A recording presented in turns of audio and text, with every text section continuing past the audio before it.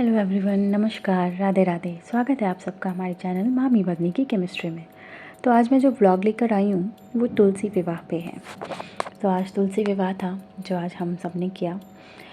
तो इसके पीछे एक कथा है और वो कथा मैं आप लोगों को बताना चाहती हूँ। तो ये कथा ये थी कि एक बार भगवान शिव ने अपने तेज को समुद्र में फेंक दिया और उस तेज से एक राक्षस का जन्म हुआ जो जलंधर नाम था। वो बहुत ही पराक्रमी दैत्य राजा बन गया एक बार। तो वो बहुत राक्षस प्रवृत्ति का था। तो उसकी जो शादी हुई, उसका जो विवाह हुआ, वो एक दैत्यराज था कालनेमी, उनकी कन्या वृंदा के साथ हुआ। और वृंदा जो थी वो बहुत पतिव्रता स्त्री थी। तो एक बार जलंधर के मन में माता लक्ष्मी को प्राप्त करने की इच्छा होने लगी। तो वो माता लक्ष्मी से युद्ध करने चला गया, लेकिन समुद्र से ही वो पैदा हुआ था, इसलिए माता लक्ष्मी ने उन्हें अपने भाई के रूप में स्वीकार किया। तो फिर जलंधर ने सोचा कि मैं पार्वती को क्यों ना पालूं। तो पार्वती जी को पाने की लालसा हुई उसके मन में। तो उन्होंने क्या किया, जलंधर भगवान शिव का रूप लेकर पार्वती माता के समक्ष चला गया। लेकिन पार्वती माता ने उन्हें देखते ही अपनी योग शक्ति से पहचान लिया कि नहीं, ये शिव नहीं है, ये तो कोई और है। तो वो अंतर्ध्यान हो गई। तो ये जलंधर देखकर उसे बर्दाश्त नहीं हुआ और उसने महादेव से, शिव जी से ही युद्ध करने लगा। सारा जो भी थी चीज़ें वो जाकर पार्वती माता ने श्री विष्णु जी को बताया, विष्णु भगवान को बताया। तो जलंधर की जो पत्नी थी वो बहुत ही पतिव्रता थी, इसीलिए वो किसी भी चीज़ में हारता नहीं था, कभी भी उसका कुछ बिगाड़ नहीं सकते थे लोग, क्योंकि बहुत पतिव्रता स्त्री थी। और वो जो मतलब एक होता है ना कि जब स्त्री पतिव्रता होती है तो शक्तियाँ सारी पति को मिलती हैं।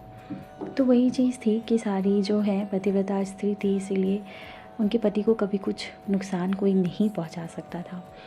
तो विष्णु जी ने क्या किया कि वो एक ऋषि का रूप धारण करके वो वृंदा के समक्ष चले गए और वो दो राक्षसों के साथ गए। तो राक्षसों को देखकर वृंदा जो थी वो डर गई।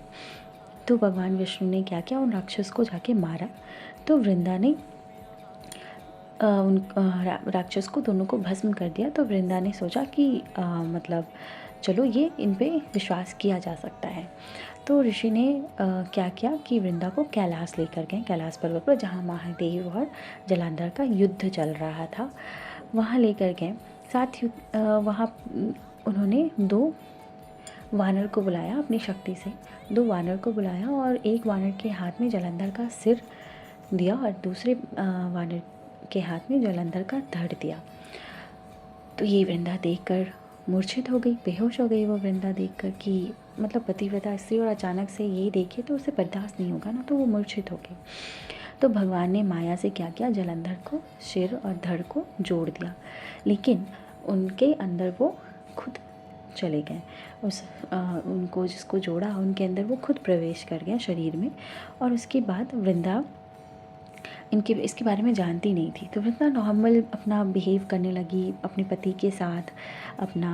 वृंदा जो थी वो पतिव्रता का व्यवहार करने लगी उनके साथ, पर इस कारण की वजह से उनका जो सतत्व था, वो जो इतनी पतिव्रता थी, वो भंग हो गया। ऐसा होते ही क्या हुआ कि कैलाश पर्वत पर जो वृंदा और वो जलंधर युद्ध कर रहे थे, तो जलंधर युद्ध हार गया। तो जब वृंदा को पता चला कि ये भगवान विष्णु ने ऐसा किया है, मेरे साथ छल किया है, इतने हृदयहीन कैसे हो सकते हैं भगवान विष्णु, तो उन्होंने भगवान विष्णु को श्राप दे दिया और उन्हें एक पत्थर के रूप में, एक शिला के रूप में बना दिया। तो जो उनके भक्त थे, श्राप को देखकर वो जो अपने मतलब भगवान विष्णु के जो भक्त थे, उनकी वजह से मतलब ब्रह्मांड में पूरा असंतुलित हो गया ब्रह्मांड, कि विष्णु भगवान को उन्होंने एक शिला के रूप में बना दिया, शालिग्राम, जिनको शालिग्राम बोलते हैं, वो बना दिया।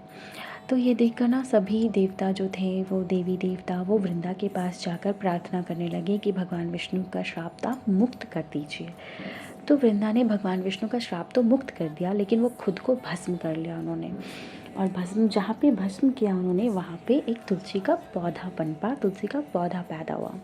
तो भगवान विष्णु ने ये पतिव्रता देखकर वृंदा का भगवान विष्णु ने बोला कि ये तो मतलब लक्ष्मी से भी ज़्यादा प्रिय हो गई भगवान विष्णु के लिए। तो भगवान विष्णु ने बोला कि हे वृंदा, तुम आज के बाद मेरी सबसे प्रिय होगी और जो सदा मेरे साथ रहोगी। तो इसीलिए हमेशा कभी भी भगवान को एक तुलसी भी चढ़ा दो ना तो भगवान खुश हो जाते हैं। तो तब से हर साल कार्तिक महीने की देव उठनी एकादशी जिसको देव प्रबोधिनी एकादशी भी बोलते हैं, उस दिन तुलसी विवाह कराया जाता है शालिग्राम भगवान का और तुलसी माता का।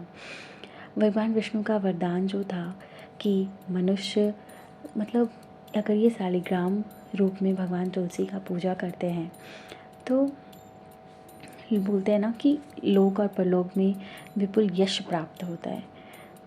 बहुत अच्छा है इस दिन तुलसी विवाह करना। तुलसी को ऐसे भी वरदान है, भगवान ने वरदान दिया है तुलसी को कि जिस घर में तुलसी रहेगी उस घर में जो यमदूत है वो मतलब समय के पहले किसी का कुछ बिगाड़ नहीं पाएगा। और मृत्यु के समय बोलते हैं ना, मृत्यु जब होती है तो गंगा जल और तुलसी मंजरी उनको मुख में डाला जाता है। तो जिनको ऐसा होता है वो डायरेक्ट वैकुंठ उन्हें मिलता है। तो ये थी तुलसी और विष्णु भगवान की कथा। तो आज मैंने भी तुलसी विवाह किया और अगली वीडियोस में मैं आपको दिखाऊंगी कि मैंने तुलसी विवाह कैसे किया। तब तक के लिए बाय, थैंक यू।